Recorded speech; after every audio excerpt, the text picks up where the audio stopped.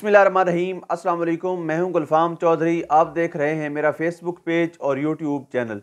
आज की वीडियो में हम बात करेंगे पाकिस्तान के अंदर इस वक्त इतने संगीन मसाइल पैदा हो चुके हैं जब से ये PDM गवर्नमेंट यानी 13 जमातों का ये ग्रोह जो है, जब से ये मसनद इक़्तिदार पर मुसल्लत हुआ, पाकिस्तान के मसाइल कम होने की बजाय रोज़ाना की बुनियाद पर बढ़ते ही जा रहे हैं।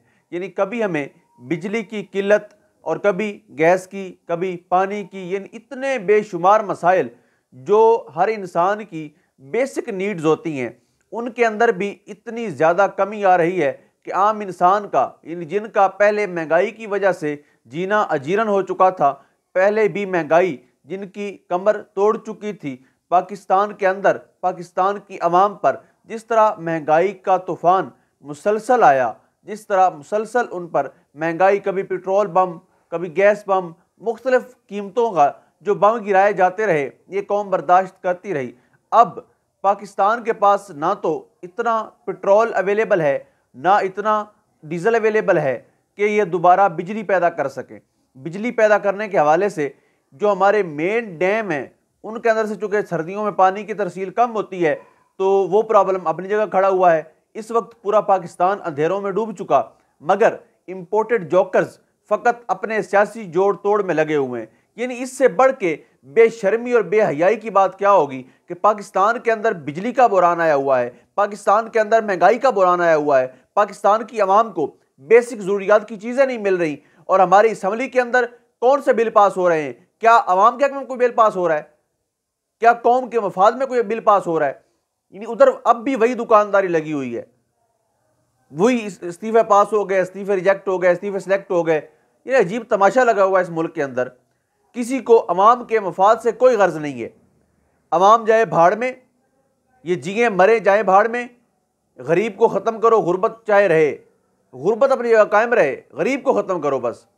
इस मिशन पर ये PDM सरकार काम कर रही है। और जिस तरह ये बुज़दिली से पाकिस्तान के असासों को फ़रोख्त कर रहे हैं, जिस तरह ये बुज़दिली से पाकिस्तान की गैरत और हमीयत का सौदा कर रहे हैं, पूरी कौम याद रखे, आने वाले दिनों में आप इसके नतीजे देखेंगे। आने वाले दिनों में जिस तरह इस बैकर वज़ीर-ए-आज़म ने कहा था ना कि हमें छींक भी लेनी पड़ती है तो IMF से पूछना पड़ता है, एक बार फिर ये पाकिस्तान की सरजमीन को उसी अमेरिका के हवाले करने जा रहे हैं जिस अमेरिका की वजह से हमारे 70 से 80 हज़ार पाकिस्तानी, बेगुनाह पाकिस्तानी शहीद हुए थे। और अमेरिकन इतने हरदरम लोग हैं कि उन्होंने बजाय अप्रिशिएट करने के, बजाय शुक्रिया अदा करने के, उल्टा उन्होंने पाकिस्तानियों को दोगला करार दे दिया था। ये असल औकात, ये जंग है जो इमरान खान ने शुरू की है, ये जंग है जो ये कौम लड़ रही है।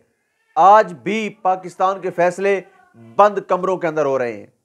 आज भी पाकिस्तान की अवाम की तकदीर के फैसले सिर्फ 5 से 6 लोग कर रहे हैं। यानी वही सिस्टम, वही रजीम चेंज। नहीं, थोड़ी सी अब मैं एग्जांपल देता हूँ, आपको चीज़ समझ में आ जाएगी। पंजाब के अंदर एक मुतनाज़ शख्सियत मोहसिन नकवी को वज़ीर आला पंजाब बनवाया जाता है। अब मोहसिन नकवी किसका बंदा है, ये पूरी कौम जानती है। जिसको जरदारी अपना बच्चा कह रहा है, एस्टैब्लिशमेंट का वो प्यारा है, जनरल आसिफ मुनीर साहब के साथ वो उम्रा अदा करके आया है, शरीफ बरादरान का नूर नज़र है। यानी एक ऐसे बंदे, मुतनाज़े बंदे को वज़ीर आला पंजाब बनवाना, और उसका पहला आर्डर देखें, और पहले आर्डर को देखें और उनके आगे वाले अज़ाइम का आपको अंदाज़ा लगाना आसान हो जाएगा। उन्होंने पहला हुक्म दिया है कि CCPO लाहौर जो बिलाल सदीक कमियाना है उसको वापस लाया जाए। यानी उसको वापस उन्होंने तैनात कर दिया लाहौर में।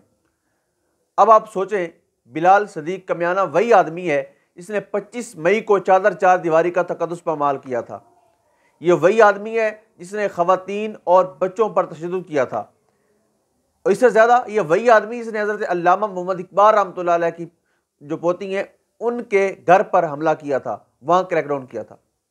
ये वही आदमी है, और पहला आर्डर उसकी तैनाती बतौर CCPO लाहौर कर दी गई है। अब देखते जाइए आगे ये करने क्या जा रहे हैं। इनको कोई कंसर्न नहीं है अवाम कहाँ है, किस हाल में है, क्योंकि इनके मोहल्लात की बिजली भी पूरी है, गैस भी पूरी है, पानी भी पूरा है। यानी पाकिस्तानियों को बेसिक नीड रिक्वायर्ड नहीं है, जो रिक्वायर्ड है वो अवेलेबल नहीं है। लेकिन उनको क्या है, उनको सब कुछ अवेलेबल है। उनकी तो हाँ में पूरे पाकिस्तान की यहाँ है, और उनकी ना में पूरे पाकिस्तान की ना है। उनकी बला से जाने पाकिस्तान के मसाइल।